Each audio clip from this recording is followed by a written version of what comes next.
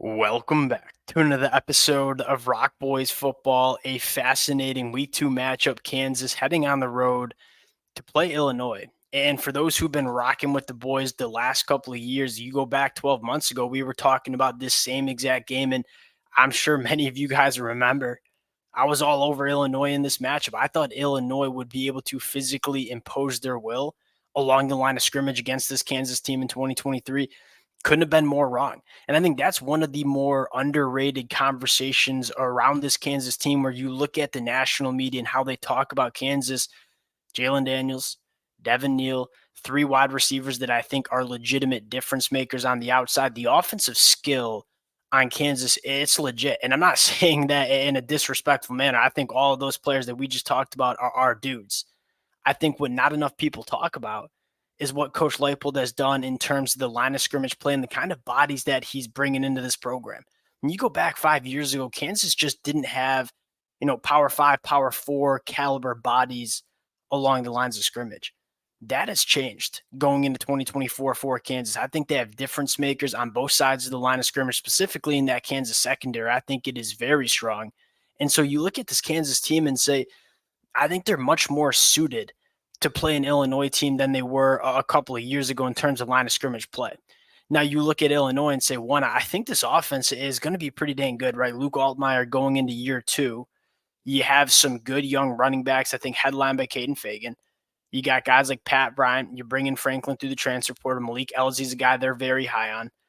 This Illinois offense, I think, can be pretty good. I think the big question mark about Illinois, not only in this football game, but really 2024 in general, is can this defense get back to form? And I didn't think there'd be as big of a step back as we saw in 2023, but the step back made sense, right? Ryan Walters was such a good defensive coordinator for Illinois over the last couple of years.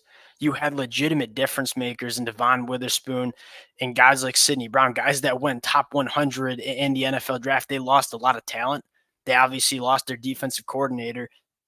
You go back to this matchup last year, this Illinois defense was, for lack of better terms, didn't really know what they were doing against this Kansas offense that give Coach Koldnicki and that Kansas offense all the credit in the world. That offensive scheme is brilliant. That being said, I think the big question mark is we think we have the talent on defense. Now, can they put it together going into year two post Ryan Walters? That's probably the biggest storyline in this football game. Want to get into a couple other matchups and storylines that I'll be looking at. Obviously, give my game prediction. Now, before we get into it, as always, number one, let it fly in the comment section. This is a fascinating game, right? Illinois catching 5 points at home against Kansas.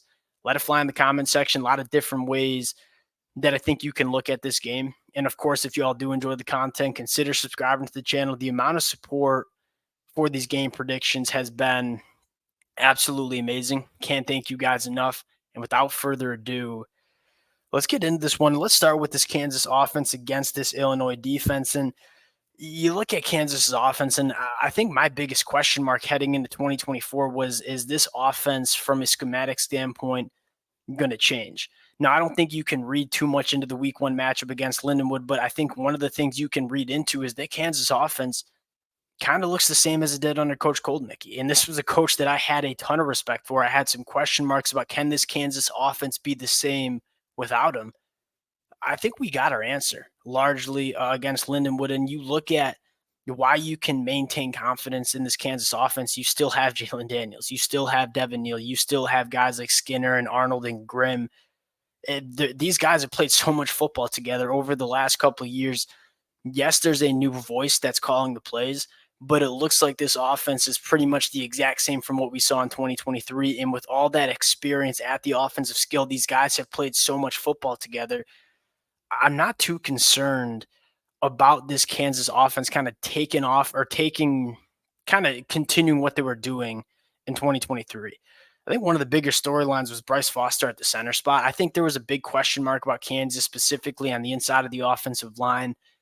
Bryce Foster coming in at center, guy that I think, he's obviously started 3 straight seasons at Texas A&M, has been solid at times. I think that was a massive transfer portal addition. Look at the Kansas offensive line and say, I feel pretty good about it. And so you look at this Kansas team and say, what box don't they check on the offensive side of the football? The answer is not many. a lot of boxes they check. I don't know if I phrased that right. They check a lot of boxes. Now the question mark for this Illinois defense is one. I think the defensive line inarguably is going to take a step back. Right, you lose some legit difference makers, headlined by Johnny Newton. That being said, I don't know if that was the biggest problem on that Illinois secondary last year, or on the Illinois defense last year, because you look at that Illinois secondary and say they were penalized a lot. They gave up a lot of big plays, a lot of busts in coverage. It's hard to play good defense when you're consistently giving up penalties and explosive plays. Can that get better? It's not like they went to the transfer portal and added a ton of names. They added a guy like Terrence Brooks, who I think is going to be a really good football player. But I think, largely Brett Bielema believes in the talent that he has on defense. Now they just got to get better as a unit. They got to get a little bit more experienced. How big is the step for this Illinois defense? That's probably the question. And I think because Illinois struggled so much against this Kansas offense last year from a schematic standpoint, I'm going back to that film all of game week and looking at, hey, where did they get us? We're going to see a lot of the same concepts. How can we be better suited to stop Kansas and deal with Kansas in the 2024 season? I think that's going to probably be the biggest matchup in this football game. Now, you go on to the offensive side of the football. I think Luke Altmaier is a good quarterback, and I think he's got the weapons on the outside. You bring in J.C. Davis, who, when I read the notes from fall camp on Illinois, like J.C. Davis is an all Big Ten caliber tackle. That's so hard to do. And J.C. Davis coming from New Mexico, it didn't necessarily get a lot of national media attention. It's extremely hard to get starting caliber tackles in the transfer portal, and it sounds like that's exactly what Illinois did. They're big and physical on the offensive line. I expect them to run the football and kind of establish the line of scrimmage, but we thought we'd see that last year too. And I think Kansas answered a lot of questions specifically in that front seven. I think the big storyline is, hey, Illinois is going to run the football. Kansas has legitimate difference makers at the cornerback spot, very good cornerbacks. So if you're Kansas, you're probably walking in safeties into the box, leaving your cornerbacks on islands, and kind of trying to take away the run game for Illinois and trusting guys like Mello Dotson and Kobe Bryant on the outside to kind of win their one-on-one battles. And can Kansas capitalize or can Illinois capitalize on Kansas putting bodies into the box and getting that vertical passing attack going? That's probably the question mark in this game. Now, getting into the pick, 5 points for Illinois at home. I don't love a side here. If I were to lean, I'd probably lean Kansas just because of what we saw last year. And I think Kansas is kind of just taking over where they left off in 2023. I want to see Illinois' defense get better before I'm willing to really get behind this team. I think a lot of Illinois fans would probably agree with that as well. The play I like the most is the over, because I like both of these offenses. I think both of these offenses can manufacture some explosive plays. Certainly Kansas can, but I think Illinois is better suited to hit some explosive plays as well. So I would like the over 55.5. I think this game is like 31-34. I think both teams are able to move the football. That being said, on a side, I like Kansas to win the game. Don't know if I want to lay 5 points with Illinois at home. That being said, that's kind of how I see this game. Going to be a really fun one. Again, would love to hear from you guys in the comments section. I got Kansas winning. I got the point total going over. Would love to hear from you guys in the comments section. We'll talk to y'all later. Peace.